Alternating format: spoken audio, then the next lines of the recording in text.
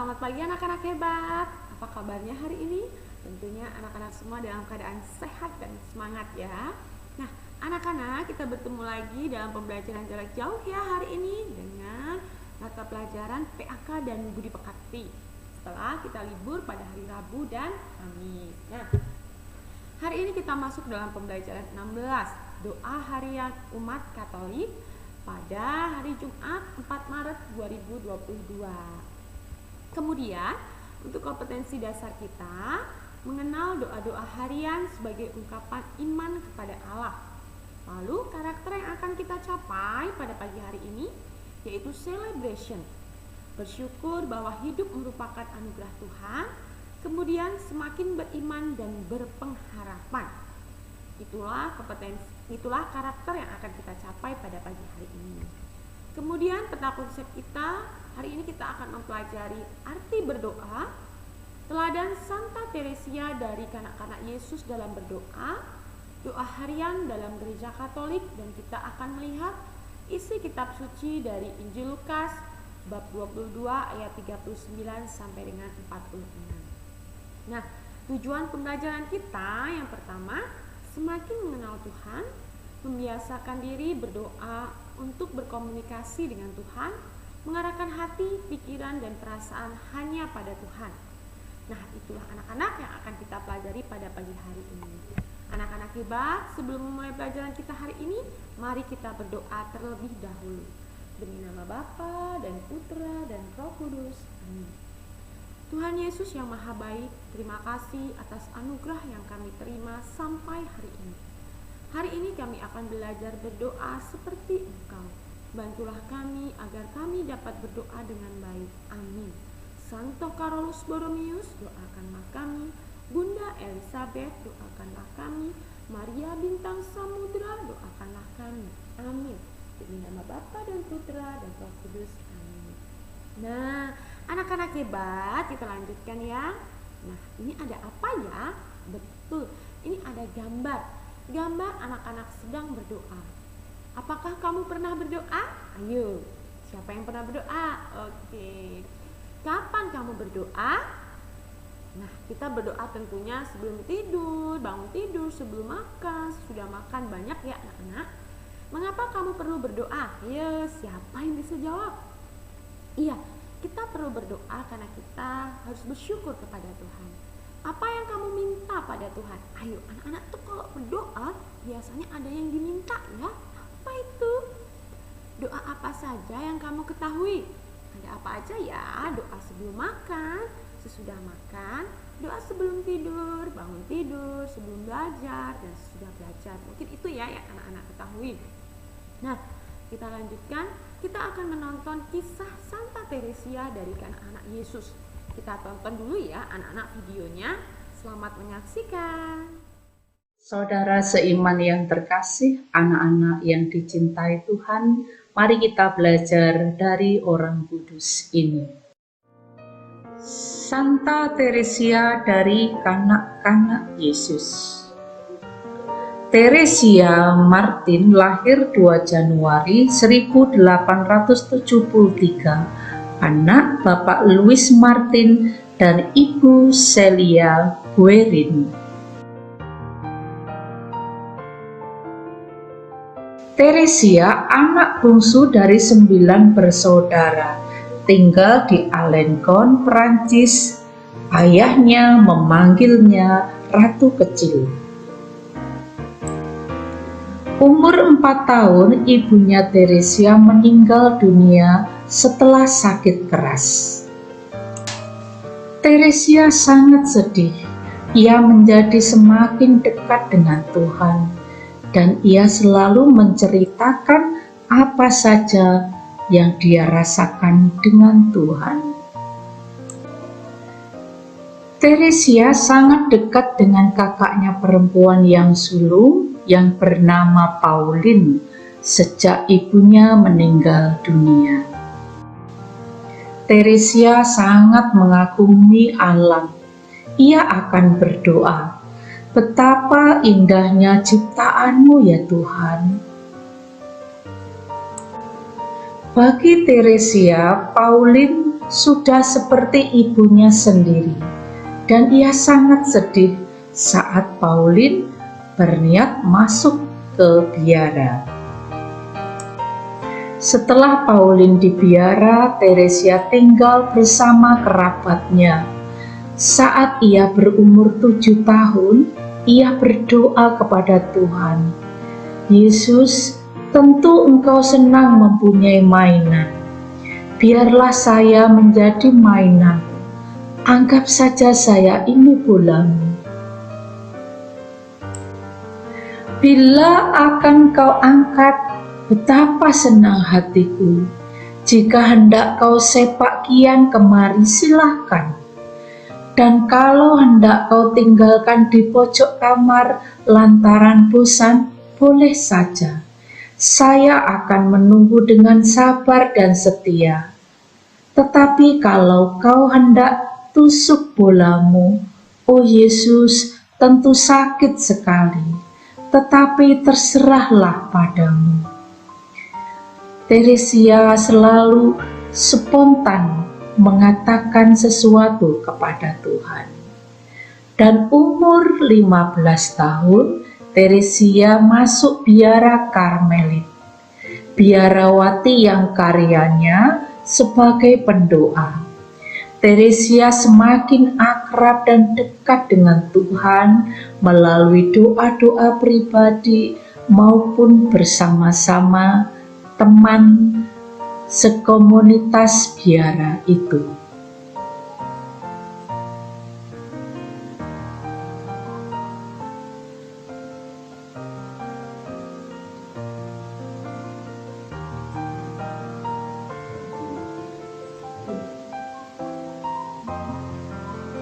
Teresia giat melakukan pekerjaan di biara. Ia berprinsip melakukan pekerjaan sederhana dengan cinta yang besar. Semua pekerjaan dilakukan seperti ia lakukan untuk Tuhan Yesus. Santa Teresia setia menanggung setiap penderitaan. Ia selalu ingat Yesus yang menderita di salib.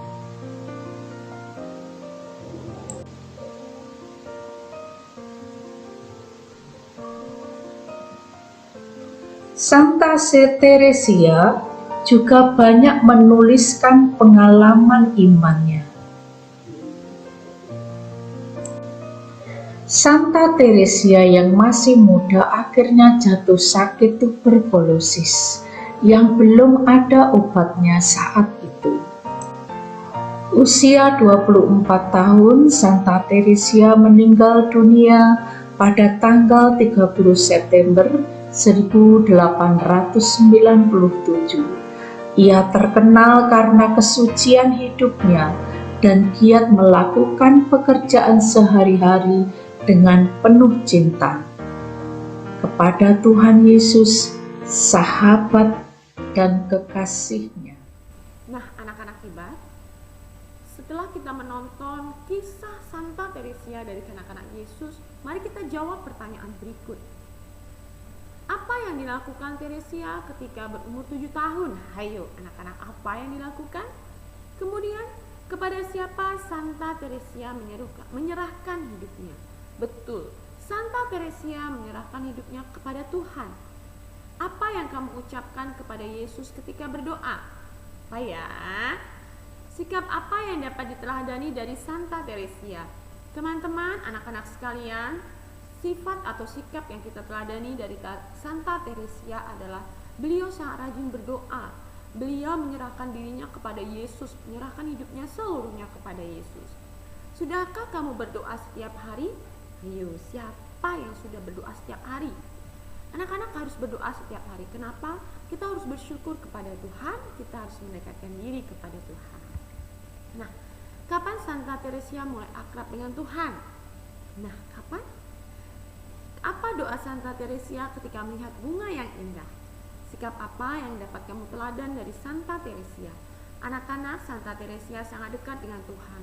Dia sangat akrab dengan Tuhan. Santa Teresia sangat rajin berdoa dan mendekatkan diri kepada Tuhan. Anak-anak juga ya, anak-anak juga harus berdoa kepada Tuhan. Santa Teresia selalu berdoa kepada Tuhan. Ia sudah akrab dengan Tuhan sejak kecil.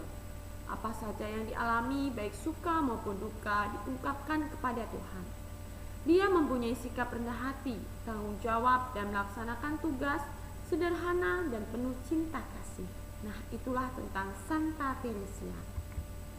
Nah, anak-anak, kita akan melihat Yesus berdoa di Taman Getsemani. Kalau tadi kita melihat kisah Santa Teresia dari kanak-kanak Yesus yang begitu rajin berdoa dan menyerahkan diri kepada Yesus, sekarang kita akan melihat Yesus ketika berdoa di Taman Getsemani. Anak-anak, selamat menyaksikan videonya.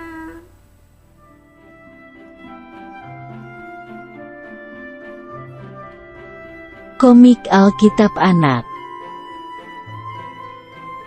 Tuhan Yesus di Taman Getsemani. Alkitab Perjanjian Baru. Kitab Matius pasal 26 ayat 36 sampai 46. Suatu hari, Tuhan Yesus mengajak 11 murid-Nya untuk pergi ke Bukit Zaitun. Akhirnya, mereka sampai ke sebuah taman yang bernama Taman Getsemani. Tuhan Yesus menyuruh semua murid-Nya untuk duduk dan sementara Ia pergi untuk berdoa. Lalu Tuhan Yesus mengajak Yakobus, Petrus, dan Yohanes untuk pergi bersamanya. Tuhan Yesus merasa hatinya sangat sedih. Karena itu Ia ingin ditemani oleh mereka. Kemudian Tuhan Yesus berdoa kepada Bapa di sorga agar Ia tidak mati disalib. Setelah selesai berdoa, Tuhan Yesus kembali kepada murid-murid-Nya. Tetapi mereka tidur dan Tuhan Yesus berkata kepada Petrus untuk berjaga dan berdoa. Tuhan Yesus berdoa kembali dan meminta agar kehendak atau keinginan Bapa saja yang terjadi. Tuhan Yesus menemui murid-murid-Nya, tetapi mereka masih tidur karena ngantuk. Tuhan Yesus kembali berdoa dan sangat takut, hingga keringatnya menjadi seperti darah.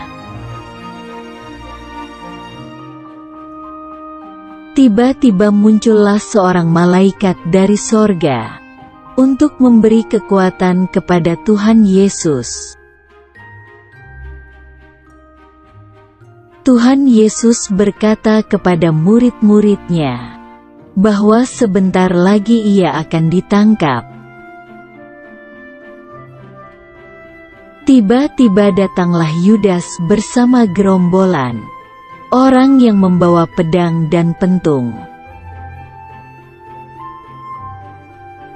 Ayat hafalan: berjaga-jagalah dan berdoalah supaya kamu jangan jatuh ke dalam pencobaan. Matius pasal 26 ayat 41.